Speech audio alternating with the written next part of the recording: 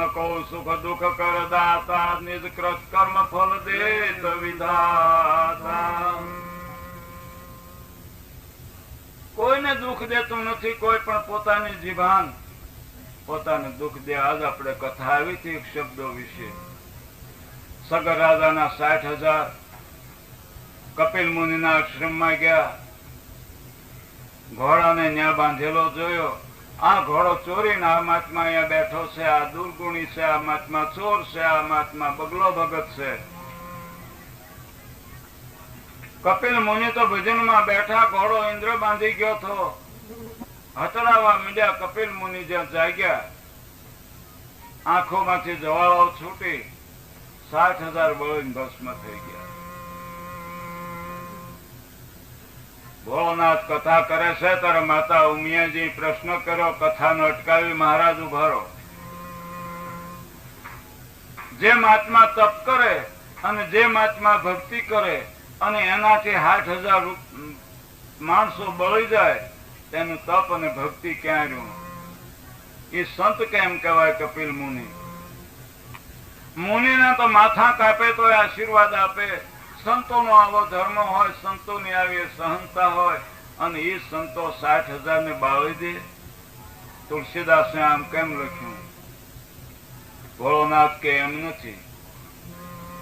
60,000 કપિલ મુનિને તો ખબર નથી મને કોણ હતડાવે છે, કોણ મને ફિટકાર આપે છે.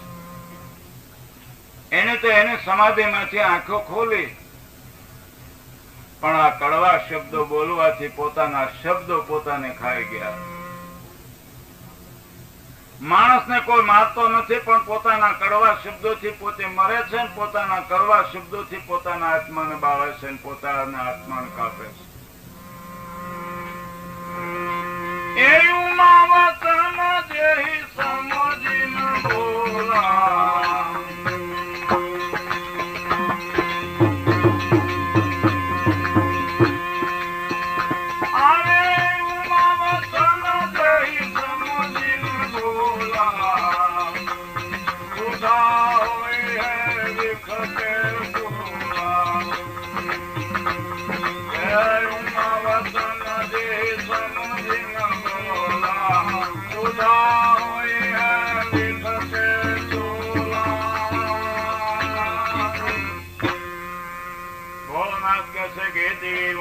જે માણસ વગર વિચારો કોઈ માણસને ગાળ દે, કોઈ સંત મહાત્મા બેઠો બેઠા ભજન કરતા હોય એને છેડતી કરે, સંતો તેને કઈ કહેતા નથી, પણ એની ખતા ઈશ્વર તરફથી એને ખાય છે.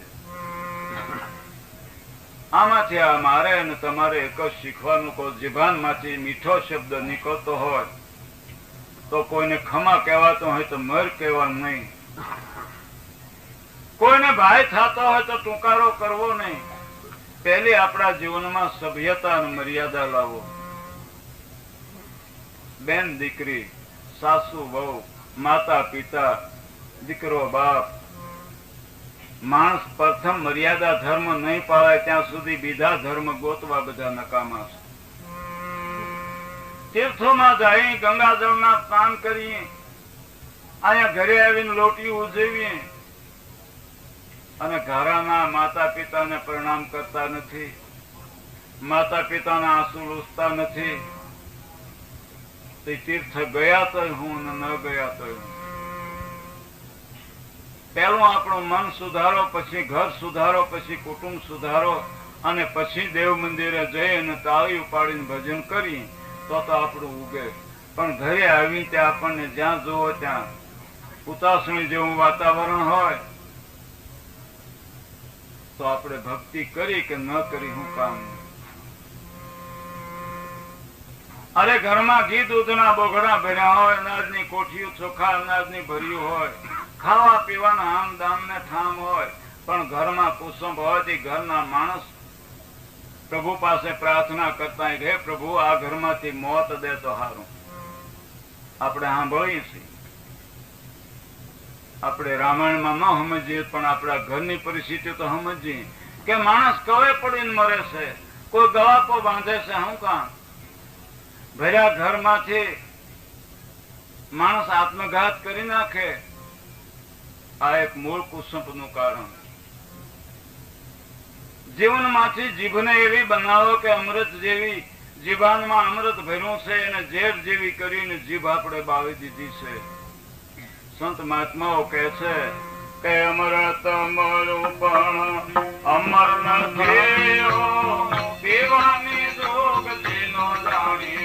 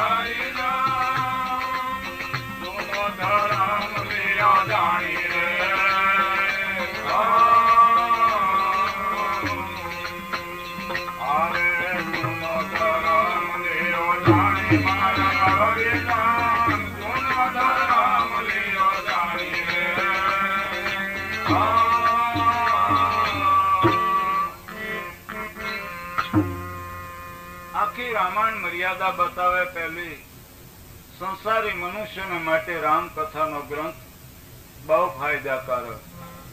મા બાપની આજ્ઞા કેમ પાળવી, ભાઈએ ભાઈનું વર્તન કેમ પાળવું. મોરારી બાપુ કથા કરતા હોય અને ભરત મિલાપ અને રામ મિલાપની જયારે પ્રસંગ આવે ને બે ભાઈના પ્રેમની વાતો આવે ત્યારે માણસના હૃદયની માલપાસ કોમળતા છૂટી જાય. ભાઈના ભાવ સાંભળી ભરતને રામ પરમાત્મા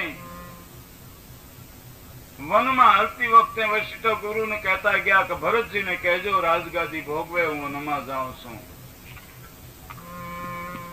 ભરત આવ્યા કે ભાઈ તમને ઓર્ડર છે કે ગાદી 14 વર્ષ બેસો, રામ આવે તો એની ગાદી સંભાળશે. ભરત કે મોટા ભાઈનો હક છે, મારીથી ગાદી ન લેવાય.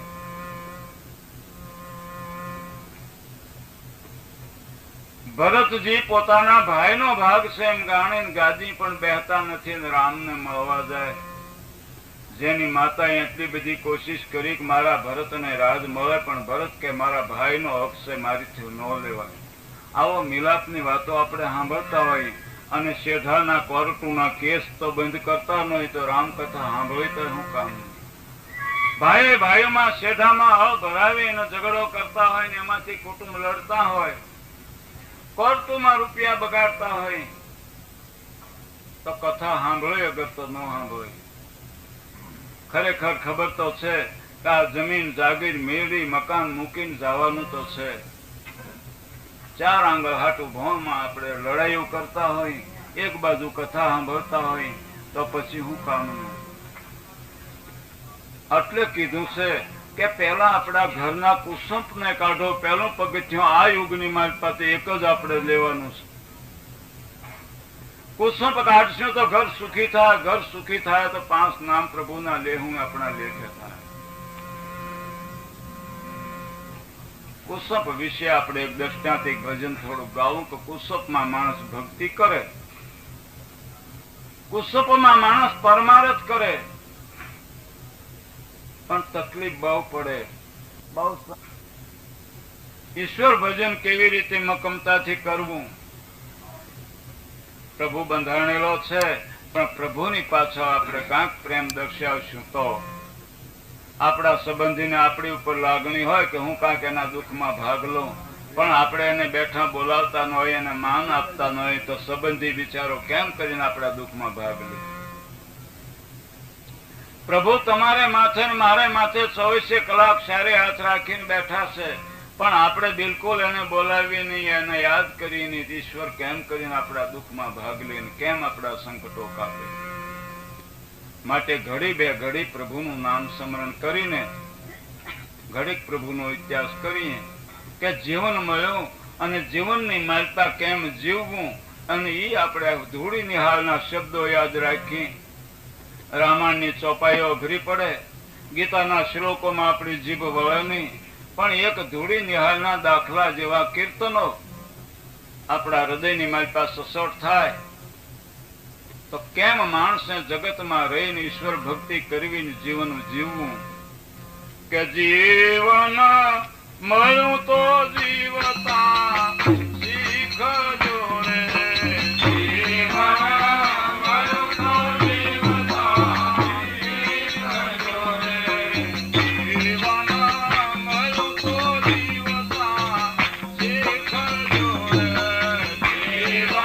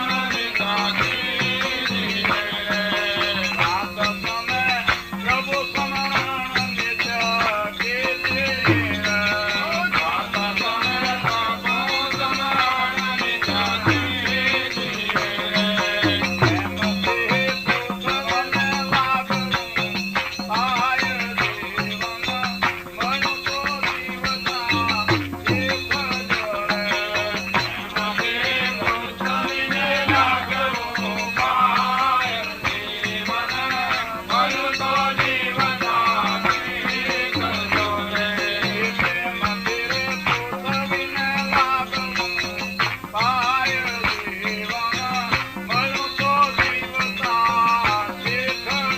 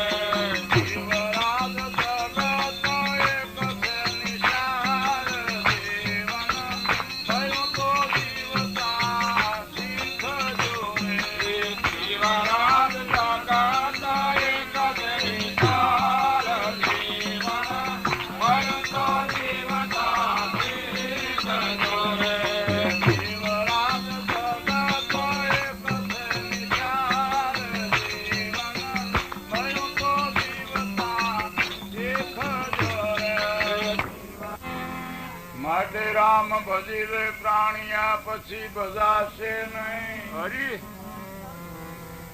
કાયા થાશે જાદરી બેઠું રેવાશે નહીં. પ્રભુ નામ સ્મરણ કળયુગમાં મોટું કીધું. ધન સુધી, મન સુધી અને શરીર સુધી ત્રણ પ્રકારની પવિત્રાઈ પાવવા માટે આપણને આ મંડપ નખાણો કે આ મંડપની માલપા રહીને આપણે 5 પૈસા વાપરીને આપણા ધન સુધી થાય, આપણું ધન પવિત્ર થાય. આમાં 5 પવાલા અનાજ કદાચ આવીને પાટી મૂકો તો આપણું અનાજ પવિત્ર થાય. પ્રભુના ગુણ ગાઈ ઘડીક રામધૂન લઈ તો આપણી જીભાન પવિત્ર થાય. મનથી કાંક એનું રટણ કરી કે ઘરે ગયા પછી મનન કરવું જોઈએ કથાનું કે આજ કથામાં કયા કયા વિચારો આપ્યા હતા, હું કામ કર્યું એનો વિચાર કરી તેથી મન સુધી થાય. શ્રવણ મનન અને નિધિધ્યાસ. માણસે સાંભળવું પછી એનું મનન કરવું અને પછી એને અધ્યાસમાં મૂકવું કે આ પ્રમાણે આપણે એક તો નિયમ લેવું કથામાંથી કે આજથી કોઈને કડવી જીભ વાપરવી નહીં. અગર તો કોઈ સંત મહાત્માને ટુકડો જમાડીને જમવું, અગર તો કોઈ દેવ મંદિરના દર્શન કરીને જ વાળ કરવું, આનું નામ નિધિધ્યાસ કહેવાય. આવું વર્તન આપણે સાંભળીને કરી તો આપણને ફાયદો થાય. આવી કથા સાંભળતા એક દ્રષ્ટાંત તરીકે ભજન. મારવાડની વાત, ઉદયપુર ને જોધપુર એ જિલ્લામાં રૂપગઢ કરીને ગામ અને ત્યાં રૂપસંગ રજપૂત નો ગામ ધણી એનું કુટુંબ સત્સંગી ભજનમાં કથા કીર્તનમાં રોજ જવા વાળું. એને ઘરે એક દીકરીનું નામ રૂપાદે, જેના માવતરને સારા સંસ્કાર હોય એની પ્રજાના સારા સંસ્કારો આવે અને ભક્તિનું ફળ શેમાં, માણસના ધર્મ કર્મનું ફળ શેમાં દેખાય? પ્રજામાં. સાત્વિક જીવન જીવતા હોય તો પ્રજા પણ સાત્વિક જીવન જીવવા શીખે અને ડાપણ વાવે. અને આપણે આપણા વડીલોની આપણા માવતરની સેવા કરી હોય તો આપણી પ્રજા પણ આપણી સેવા કરે એવી થાય. પ્રથમ તો માણસને શિવ વ્રત પાળવાની જરૂર છે. જેવા આપણા શિવ એવા આપણી પ્રજામાં ઉતરે. રૂપાદીના ખૂબ સંસ્કાર ખારા. આવું કોઈ ભાગવત વંચાય, ભાગવતની માલપા રૂપાદે એના પિતા પોતાનું રાજકુટુંબ બધું ભાગવતની કથામાં જાય. છેલ્લે દિવસે એક પ્રશ્ન ઉભો થયો કે ભાઈ સૌએ આજ ભાગવત સાંભળ્યું, એમાંથી કઈક આપણે નિયમ લેવા. ભાગવત સાંભળ્યા પછી કઈ પરમાર્થ કરવો. સૌ નિયમ લેવા માંડ્યું. કોઈ કહેશે કે આપણે દેવ દર્શન કરી ઠાકોરજીને મંદિરે જઈ 5 માળા ફેરવી અને પછી હરિહર કરવું. કોઈ કહેશે કે આપણે સંત મહાત્માને ટુકડો આપી એક રોટલો બંધાવીને પછી આપણે હરિહર કરવું. માણસો નિયમ લે. એ વખતે રૂપાદે નિયમ લીધું કે આપણે ગુરુના દર્શન કરી અને પછી દાંતણ મોઢામાં નાખવું અને પછી ઘરકામ કરવું, પછી અન્નજળ મુખમાં મૂકવું. ગુરુના દર્શન કર્યા વિના અન્નજળ મુખમાં મૂકવું નહીં. ગુરુનો મહિમા ભાગવતમાં સાંભળ્યો એટલે રૂપાદે આવું નિયમ લીધું. એક દીકરી ઘરે હોય, પોતાના માતા પિતાને ત્યાં સુધીમાં તો ગમે તેવા નિયમ નિભાવવા, ગમે તેવા વ્રત કરવા, ગમે તેવું પોતાને ધાર્મિક કાર્ય કરવું તો છૂટછાટથી કરી શકે. પણ એ દીકરી જયારે પોતાના સાસરે જાય ત્યારે એ નિયમ નિભાવવું ઘણું અઘરું. આ રૂપાદે તો પોતાનું જીવન જાગૃતનું આ નિયમ લઈ લીધું કે જ્યાં સુધી જિંદગી રહે ત્યાં સુધી ગુરુના દર્શન કરી અને પછી અંજળ મુખમાં મૂકવું. આ રૂપાદે નિયમ લીધું. ગુરુ હતા એના મેઘ ધારવા.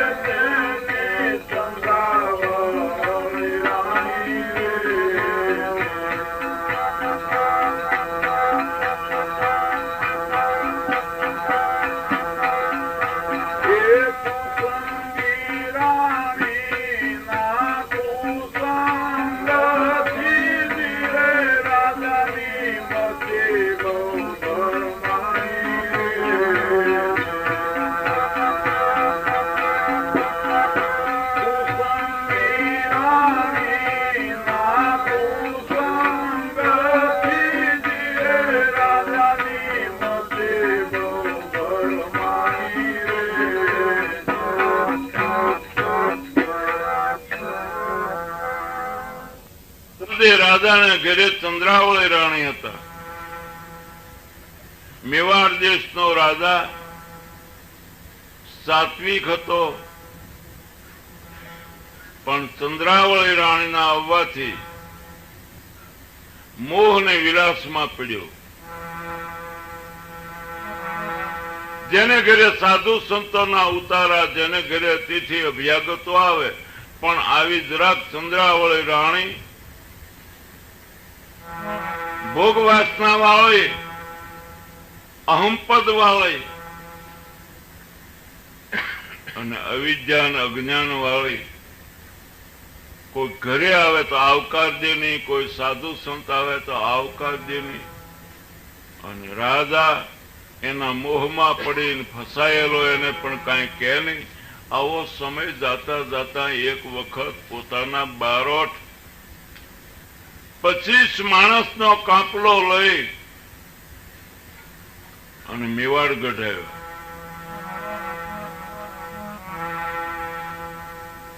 મેવાડગઢ આવ્યા, સીધા માલદેના દરવાજે ગયા. માલદે કચેરીમાં હતા, ચંદ્રાવળી રાણી ઘરે હતા. માલદે રાજા હશે, કોઈ પૂછ્યું કોણ? રાજના બારોટ આવ્યા છે. ચંદ્રાવળી સાંભળ્યું કે રાજના બારોટ છે. ચંદ્રાવળી આકલ કરો કે બારોટ હોય તો રાજગઢમાં ન અવાય, ચોરે ઉતરો. અકલ તો ધર્મશાળા ગોતો. બારોટ હોય તો રાજગઢમાં. થોડો કડક જવાબ દીધો. બારોટ સમજી ગયા. રાણીનો સ્વભાવ કડક છે. માલદે મારો યજમાન છે, સેવક છે, પણ અહીંયા તો કેમ ઉતરવું? જ્યાં જાકારો મળે ત્યાં માણસ ઉતરી શકતો નથી. એટલે રાણીએ માલદેના બારોટને આવકાર દીધો નહીં, પૂરો આશરો આપ્યો નહીં. બારોટ ચોરે ઉતર્યા. બારોટે વિચાર કર્યો, રાજમાં આવકાર ન મળ્યો, ગઢમાં આ ગામનું અનાજ ન ખપે. માલદેને ખબર પડી, બારોટ આવ્યા અને ગઢમાંથી સીધા ચોરે વયા ગયા. માલદે જાય છે, બારોટને મનાવે છે, મહારાજ મારે ઘરે તમને આશરો મળ્યો નહીં, પણ માફ કરો, હાલો ને રોટી લો. કે નહીં,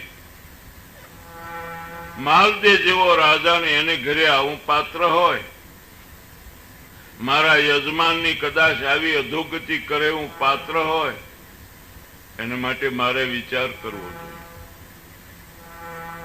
માલદે ને બારોટને ઘડીક સરસ્યા થઈ. બારોટના જ્ઞાનથી માલદેવને લાગ્યું છે તો બરોબર, પણ હવે શું કરું? સંબંધ થઈ ગયો, ઠકરાણા ઘરે આવી ગયા, સ્વભાવ એવો છે, પણ હવે એને કેમ કરું? કાઢી મૂકી તો આપણી ક્ષત્રિય કોમને લાંછન લાગે. ગમે તે થાય, પણ બારોટ કહે છે કે તારા ઘરમાં અશ્રી તો કેવી હોય છે કે અશ્રી આ ભવમાં તરે અને તારે અને આવતા ભવમાં સ્વર્ગમાં લઈ જાય. આનું નામ પત્ની કહેવાય. માટે હું જાઉં છું. મેં તારા મેવાડનું પાણી અગ્રાજ કર્યું છે. જ્યાં સુધી માલદેવને ઘરે એના ભાવને તારે અને તરે એવી અસ્ત્રી ના આવે ત્યાં સુધી મારે મારા સેવકના ઘરે પાણી પીવું નથી. આજ માલદેવ અને બારોટ દેશારોટન કરવા નીકળે છે. પોતાને મનગામ તો ધર્મને નિભાવે એવું ઘર ગોતવા માટે નીકળ્યા. ફરતા ફરતા ફરતા ગામડે ગામડે રાત્રે, અને આમ કરતા કરતા ઘણે આગે નીકળી ગયા. 24 માલદેવના કુટુંબને તારે એવી કન્યા જોતા જોતા બારોટ નીકળ્યા. કોઈ ધ્યાન પડતું નથી. એમાં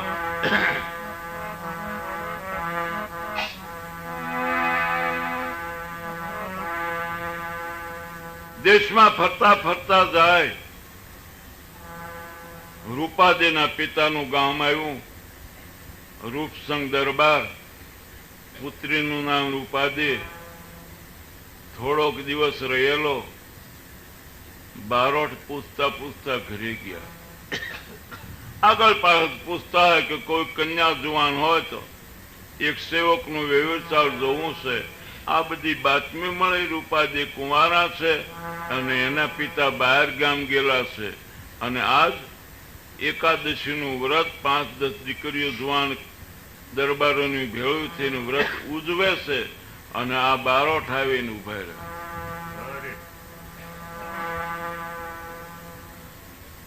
કોઈ કીધું કે દરબાર ઘરે છે, તમારા બારોટ આવ્યા છે. બેન રૂપાદી એકલા હતા, માતા ગેરહાજર હતા. કુટુંબની દીકરીઓ બધી સરખી સરખી એકાદશીનું વ્રત આજ ઉજવે છે. રૂપાદેવ ઉભા થઈને દોડ્યા, બહાર નીકળ્યા. આવો આવો આવો, તમે અમારા બારોટ છો બાપુ? હા, પધારો પધારો. મારા બાપુજી ગામ ગયા છે. એકદમ પલંગ પાથર્યો, આસન નાખ્યા, પાણીના કળશા આપ્યા, બારોટજી પીધા. તમે કોણ બેન? મારું નામ રૂપા છે, મારા પિતાનું નામ રૂપચંદ છે, હું એની પુત્રી છું. પધારો. નાના તો બેન અમે ચોરે ઉતરશું, અને ઘરે કોઈ નથી, અને અમારે અહીં ઉતરવું બરોબર નહીં. નાના બાપુજી, એમ ન થાય. તમે ચોરે ઉતરો તો મારા પિતાનો મને ઠપકો મળે નહીં. બારોટ આમ તાણ કરશે, આ દીકરી આમ તાણ કરે. તો પછી એમ કરો, ચોરે ઉતરો તો ભલે, પણ જમવાની રસોઈ હું અહીંયા કરી નાખું છું. અહીંયા જમીન પછી ચોરે આસન કરાવી દઈશ. નાની દીકરી કુમારિકા હજી વર્તોલા કરે છે, એનામાં આવો વિવેકા બારોઠે ભાળ્યો. આ દીકરી કાંક સંસ્કારી છે. આગ્રહને લઈને 2 જણ બેઠા, અને આજ બારોટ મેવાડી કે છે કે આજ જ તે એટલા ગામો ફરતા ફરતા આજ આવી દીકરી આપણે જોઈ કે આવો વિવેક, આવો વિનય, ધાર્મિક વાતાવરણ, ઘરને આંગણે તુલસીના ક્યારા, ભગવાનની મૂર્તિઓ, પ્રભુના ફોટા. આજ દિન સુધીમાં રજવાડામાં આ એક ઓરડો આપણે એવો જોયો કે જેમ લંકામાં વિભીષણનો ઓરડો હતો. માલદેવના મેવાડી બારોટ વિચાર કરે કે સુપાત્ર ઘર છે, સંસ્કારી ઘર છે. જેના માવતરના સંસ્કાર સારા હોય, એના છોકરાઓ વિવેકથી ને આવો આગ્રહ કરીને મહેમાનોને રોકતા હોય. મહેમાનને બેહારી રૂપા ઘરમાં ગઈ, પણ મનમાં વિચાર કરે, ગરીબ ઘરમાં કઈ છે નહીં, ખાધો લોટ બાજરાનો અને ફક્ત દાળ બાટીની સગવડતા જ એટલું. થોડુંક મનમાં ઓછું લાગ્યું, પ્રભુ મારે ઘરે આજ રાજા જેવા રાજા ને રજવાડી બારોટ મહેમાન, અને આજ મારા ઘરમાં પાછળ ઘી પણ ન મળે, ઘઉંનો આટો પણ ન મળે. દીકરીને બહુ સંકોચ થવા માંડ્યો. સત્સંગમાં બેઠેલું આવેલું બેનું કહેશે, બેન કેમ રૂપા ઝાંખી પડી ગઈ? ઝાંખી પડવાનું બીજું કોઈ કારણ નથી, મારા પિતા હાજર નથી, મહેમાન બહુ સુપાત્ર છે, મહેમાન પ્રમાણે રોટલો જેવો જોઈ મારા